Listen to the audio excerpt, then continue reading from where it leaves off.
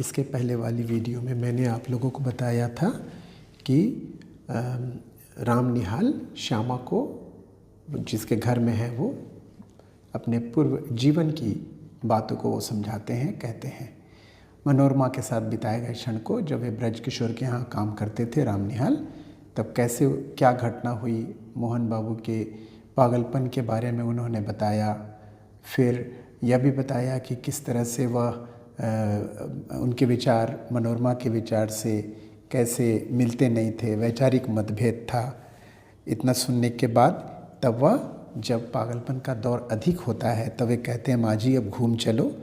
और इतना कुछ होने के बाद घबरा जाती है बेचारी मनोरमा और कहती है मुझे संखियाँ मंगा दीजिए, विष में खा लूँ, जीवन से मुक्ति मिले मुझे। उसके बाद मैं पढ़ाता हूँ बच्चों, ये अंतिम भाग है कहानी का। स्वस्थ होकर बड़ी कोमलता से मोहन बाबू कहने लगे, तुम्हारा अपमान होता है ना, सबके सामने मुझे ये बातें नहीं कहनी चाहिए, ये मेरा अपराध है, मुझे क्षमा करो मनोरमा। सचमुच मनोरमा के कोमल चरण मोहन बाबू के हाथ में थे। वह पैर छुड़ाती हुई पीछे खिसकी। देखो बच्चों, यहाँ पर उनका पागलपन का दौर, मानसिक स्थिति अभी सामान्य हो जाती है। वो महसूस करते हैं कि उन्होंने अपनी पत्नी को तकलीफ़ पहुँचाया है और उसके पैरों को छूते हुए माफ़ी मांगते हैं। मेरे शरीर से उसका स्पर्श हो गया। वह शुद्ध और संकोच में उबचुब का अर्थ है आशा और निराशा की अवस्था, अर्थात वह मनोरमा की स्थिति को दर्शा रहा है कि वह उबचुब रमणी थी, अर्थात ऐसे वह असमंजस में पड़ी हुई थी कि वो क्या करे, ऐसे उहापोह में थी कि वो क्या करे क्या न करे, समझ नहीं पा रही थी। तो उबचुब रमणी यानी कि नारी जैसे किसी का आश्रय पाने के लिए व्याकुल हो गई। मनोरमा ने दीनता से मेरी ओर देखते हुए कहा, आप देखते हैं ना, सचमुच मैं देख रहा था, गंगा की घोर धारा पर बजरा धीरे धीरे फिसल रहा था, नक्षत्र बिखर रहे थे और एक सुंदर युवती मेरा आश्रय खोज रही थी। अर्थात राम निहाल महसूस करते हैं कि मनोरमा उनसे सहारा लेना चाहती है, उसके प्रति वह ज़्यादा रुचिवान हो गई है, ऐसा राम निहाल को आभास होता है। राम निहाल की सोच को दर्शाता है यह पंक्ति कि वह सुंदर युवती मेरा आश्रय खोज रही थी। एक्चुअली वास्तव में ये बात नहीं थी, वह सहायता इसीलिए चाह रही थी कि अपने पति को वो बचा सके। पति के प्रति चिंतावान थी मनोरमा। अपनी सब लज्जा और अपमान लेकर जब वह दुर्वह संदेह भार, अर्थात ऐसा वहन, ऐसा बोझ जो सहा न जा सके, संदेह भार से पीड़ित, संदेह भार इसलिए कहा गया है बच्चों, ध्यान दीजिएगा कि उसके पति उस पर संदेह करते हैं। मनोरमा सोच रही है कि मैं तो ऐसी हूँ नहीं, मेरे पति क्यों मुझ पर संदेह कर रहे हैं। संदेह भार से पीड़ित स्त्री जब कहती थी कि आप देखते हैं ना, तब मानो मुझसे प्रार्थना करती थी कुछ मत देखो, मेरा व्यंग्य उपहास देखने की वस्तु नहीं है। यह राम निहाल की सोच है कि वह उसके प्रति, मनोरमा के प्रति यह बात कह रहे हैं कि ऐसी दशा में मानो हेल्पलेस, अर्थात जो पूरी तरह से सहायता चाहती है वह हेल्पलेस है, अर्थात उसे कोई हेल्प नहीं कर रहा है, मदद नहीं कर रहा है, उसे सहारे की ज़रूरत है। वो ये शायद नहीं चाहती होगी कि उसकी कोई दशा देखकर हंसे उस पर। मैं चुप था, घाट पर बजरा लगा था। फिर वह युवती मेरा हाथ पकड़कर पैड़ी पर से संभलती हुई उतरी और मैंने एक बार न जाने क्यों धृष्टता से मन में सोचा कि मैं धन्य हूँ। धृष्टता का अर्थ है ढिठाई से, ढिठाई हिंदी शब्द है, धृष्टता यानी कि वे, उनके मन में ऐसी सोच आ गई, इस प्रकार की सोच आ गई कि मैं धन्य हो गया। राम निहाल अपने आप को ब्लेसड समझता है, तृप्त हो गया कि चलो एक महिला ने मुझसे कम से कम एक आशा भरी निगाह मुझ पर डाली, मेरे बगैर उसका काम नहीं हो सकता था। मोहन बाबू ऊपर चढ़ने लगे। मैं मनोरमा के पीछे पीछे था, अपने पर भारी बोझ डालकर धीरे धीरे सीढ़ियों पर चढ़ रहा था। उसने धीरे से मुझसे कहा, राम निहाल जी, मेरी विपत्ति में आप सहायता न कीजिएगा। मैं अवाक था। श्यामा ने एक बार गहरी दृष्टि से राम निहाल को देखा। वह चुप हो गया। देखो, ये सारी बातें अब तक वो श्यामा को बता रहा था, विधवा श्यामा को, जैसा मैंने पहले वाली वीडियो में आप लोगों को बताया था कि वह श्यामा को रोने का वजह बता रहा है। शुरू में तो उसने अस्पष्ट किया था, मगर बाद में जब श्यामा ने उसे कहा कि और भी कुछ कहोगे, तब उसके कहने के बाद तब राम निहाल इन सब बातों को उसने कहा था। अब देखिए यहाँ, श्यामा ने एक बार गहरी दृष्टि से राम निहाल को देखा। वह चुप हो गया। श्यामा ने आज्ञा भरे स्वर में कहा, आगे और भी कुछ है या बस?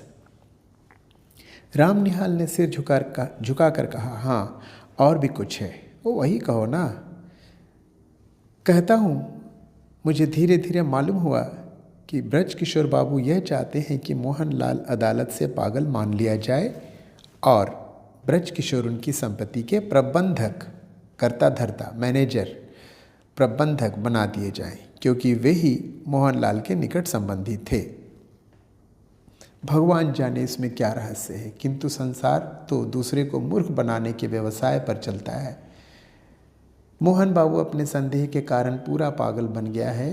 तुम जो यह चिट्ठियों का बंडल देख रही हो ना, वह मनोरमा का है। बच्चों, इस पैराग्राफ को मैं स्पष्ट कर रहा हूँ। धीरे धीरे मालूम हुआ, सच्चाई यह थी कि ब्रज किशोर, जिसके यहाँ राम निहाल नौकरी करता था, ब्रज किशोर का रिश्तेदार था मोहन बाबू। और ब्रज किशोर बड़े ही धूर्त थे, धनी थे मगर वे धूर्त थे, कपटी थे।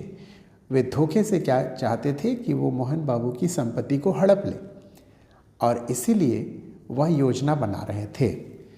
तो राम निहाल कहता है श्यामा से कि ब्रज किशोर यही चाहते हैं कि वो अदालत से पागल घोषित कर दिया जाए, अर्थात मोहनलाल जब तक वो पागल घोषित नहीं कर दिया जाएगा तब तक उसकी संपत्ति का प्रबंधक ब्रज किशोर नहीं बन पाएगा।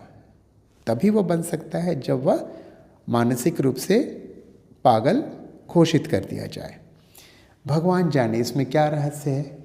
राम निहाल कहता है कि पता नहीं वास्तविकता क्या है, और संसार तो मूर्ख बनाने के व्यवसाय पर चल रहा है, यानी कि हर इंसान एक दूसरे को मूर्ख बना रहा है और अपना उल्लू सीधा कर रहा है, अपना काम निकाल रहा है। आगे पढ़ता हूँ बच्चों। राम निहाल फिर रुक गया। श्यामा ने फिर तीखी दृष्टि से उसकी ओर देखा, तेज नजरों से देखा। राम निहाल कहने लगा, तुमको भी संदेह हो रहा है ना? सो ठीक ही है, मुझे भी कुछ संदेह हो रहा है। वह श्यामा से कह रहा है, तुमको भी संदेह हो रहा है ना? मुझे भी कुछ संदेह हो रहा है। तुमको भी संदेह हो रहा है, अर्थात मनोरमा राम निहाल से प्रेम करती है, ये मैं जो सोचता हूँ श्यामा, शायद तुम भी सोचती हो। मुझे भी कुछ संदेह हो रहा है कि मनोरमा क्यों मुझे इस समय बुला रही है। अब श्यामा ने हंसकर कहा। बच्चों देखोगे, यहाँ से 2 पैराग्राफ जो है अंत के काफ़ी महत्वपूर्ण है। इसमें श्यामा के चरित्र चित्रण को दर्शाया गया है, चारित्रिक विशेषताओं को बताया गया है। श्यामा एक नारी है और वो एक नारी दूसरी नारी की मनोदशा को अच्छी तरह से समझ सकती है। एक स्त्री को ईश्वर ने वरदान दिया है कि वह स्त्री पुरुषों के, स्त्रियों के, दूसरों के नज़रों को, बातों को, कहानियों को, बनावटी बातों को सुनकर वह समझ पाती हैं कि वास्तविकता क्या है। राम निहाल से इतनी बातें सुनने के बाद बच्चों, श्यामा पूरी तरह से समझ गई है कि राम निहाल का कैरेक्टरिस्टिक्स क्या है, चरित्र क्या है। श्यामा कहती है, तो क्या तुम समझते हो मनोरमा तुमको प्यार करती है और वह दुष्चरित्रा है? छी राम निहाल, ये तुम क्यों सोच रहे हो? ये कहकर वो अचानक देखती है उसके हाथ में एक चित्र है। देखो तो हाथ में यह कौन सा चित्र है? क्या मनोरमा का ही है? शुरू से उसने, राम निहाल ने अपने हाथों में एक चित्र पकड़े हुए था, उसे लेकर वो देखती है, क्या ये मनोरमा का है? उसने तो सोचा था मनोरमा से वो प्यार करता है, इसलिए मनोरमा का फ़ोटो होगा। कहते कहते श्यामा ने राम निहाल के हाथ से वह चित्र ले लिया। उसने आश्चर्य भरे स्वर में कहा, अरे ये तो मेरा ही है। तो क्या तुम मुझसे प्रेम करने का लड़कपन करते हो, नादानी करते हो, बालपन करते हो? ये अच्छी फांसी लगा रखी है तुमने। मनोरमा तुमको प्यार करती है और तुम मुझको। मन के विनोद के लिए तुमने अच्छा साधन जुटाया है और तभी तो कायरों की तरह यहाँ से बोरिया बंधना लेकर भागने की तैयारी कर ली है। यह अच्छी फांसी लगा रखी है, अर्थात तुमने अपने आप को किस मझधार में रख दिया है, कौन सी मूर्खता कर रहे हो। वह मनोरमा तुमको प्यार करती है तुम्हारे अनुसार, और तुम मुझको प्यार करते हो इस चित्र के अनुसार, क्योंकि ये फ़ोटो तुम देख रहे हो मुझसे, तो मुझे तो लग रहा है कि तुम मुझसे प्यार करते हो, यही कहना चाहती है। मन के विनोद के लिए बच्चों यहाँ ध्यान दीजिएगा, आप लोग कभी भी इसको बताने के समय या वर्णन करते समय मन के विनोद का अर्थ रखिएगा या लिखिएगा मनोरंजन के लिए। टाइम पास का शब्द यूज़ मत कीजिएगा, उसका प्रयोग मत कीजिएगा टाइम पास के लिए, ऐसा मत लिखिएगा। आगे पढ़ता हूँ मैं। मन के विनोद के लिए तुमने अच्छा साधन जुटाया है, अच्छा तरीका जुटाया है, और इसीलिए डरपोक की तरह, कायरों की तरह यहाँ से भाग रहे हो। राम निहाल की चोरी पकड़ी गई थी, सारी बातें खुलकर सामने आ चुकी थी। राम निहाल हतबुद्धि अपराधी सा श्यामा को देखने लगा, जैसे कहीं उसे भागने की राह न हो। कहानी के अंतिम पैराग्राफ में, अंतिम चरण में है, देखो बच्चों, श्यामा दृढ़ स्वर में कहती है, माने पूरे आत्मविश्वास के साथ कहती है, निहाल बाबू, प्यार करना बड़ा कठिन है, तुम इस खेल को नहीं जानते, इसके चक्कर में पड़ना भी मत। हाँ, एक दुखिया स्त्री तुमको अपनी सहायता के लिए बुला रही है, जाओ उसकी सहायता करके लौट आओ, तुम्हारा सामान यहीं रहेगा, तुमको अभी यहीं रहना होगा, समझे। अभी तुमको मेरी संरक्षता की आवश्यकता है। बच्चों देखिए, यहाँ श्यामा दृढ़ स्वर में कहती है, क्योंकि वो जान चुकी है राम निहाल की मनोदशा, कि वो खुद को स्थिर नहीं कर पा रहा है, और मन ही मन श्यामा उसकी इन बातों को सुनकर वह उस पर दया करती है, सोच रही है कि बेचारा वो इस दुनिया में अकेला है और वो खुद नहीं जानता कि वो क्या कर रहा है, इसलिए उसने उसको गाइड करना चाहा, उसका मार्गदर्शन करना चाहा, और कहा कि तुम्हें मेरी संरक्षता की आवश्यकता है, अर्थात मैं तुम्हारी संरक्षिका बनकर, तुम्हारा हित चाहते हुए मैं तुम्हें मार्गदर्शन करूँगी। उठो, नहा धो लो, जो ट्रेन मिले, अंतिम चरण में हूँ मैं, अंतिम पंक्तियों में हूँ मैं। उठो, नहा धो लो, जो ट्रेन मिले उससे पटना जाकर ब्रज किशोर की चालाकियों से मनोरमा की रक्षा करो, और फिर मेरे यहाँ चले आना। यह सब तुम्हारा भ्रम था, संदेह था। देखिए विद्यार्थियों, संदेह था। आपने देखा, श्यामा इतना कुछ उसे कहती है और ये प्रमाणित कर देती है कि तुम संदेह के वश में हो, वास्तविकता कुछ और है। राम निहाल धीरे से उठकर नहाने चला जाता है। बच्चों, यहाँ 3 प्रकार के संदेह मैंने पहले भी बताया था, फिर बता देता हूँ। 3 संदेह को दिखाया गया है। पहला संदेह है, मोहन बाबू अपनी पत्नी मनोरमा पर संदेह कर रहे हैं, और दूसरा संदेह यह है कि मनोरमा के साथ बिताए क्षणों को सुनकर श्यामा सोचती है कि राम निहाल मनोरमा को चाहता है, मगर फ़ोटो देखने के बाद, उसके चित्र को देखने के बाद ये समझ जाती है कि नहीं, ऐसी वास्तविकता नहीं है, उसका संदेह भ्रम था, वह उसे चाहता है। और अंतिम में ये पूरी तरह से स्पष्ट कर दिया गया है कि राम निहाल जो संदेह करता था कि मनोरमा उसे चाहती है, यह निरर्थक था। इसीलिए उसने कहा, श्यामा ने कहा, यह सब तुम्हारा भ्रम था, तुम्हारा संदेह था। प्रिय विद्यार्थियों, इस प्रकार मैं इस कहानी को अंत करता हूँ। आशा ही नहीं, पूर्ण विश्वास है मुझे कि आप लोग इस कहानी को समझ चुके होंगे, और इसे 3 चरणों में मैंने बांट दिया है।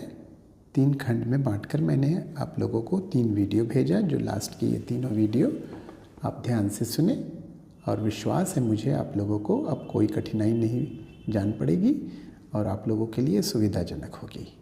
आने वाले समय में विद्यार्थियों, मैं समय समय पर आप लोगों को ऐसे ही वीडियो भेजा करूँगा, ताकि आप लोगों को सुविधा हो और हिंदी की अच्छी जानकारी प्राप्त हो सके। कृपया सब्सक्राइब कर लीजिए और बेल आइकॉन को भी प्रयोग में लाइए, ताकि आप लोगों तक मेरी सारी सूचनाएं पहुंच सके और वीडियो इत्यादि मैं दे सकूं। धन्यवाद बच्चों।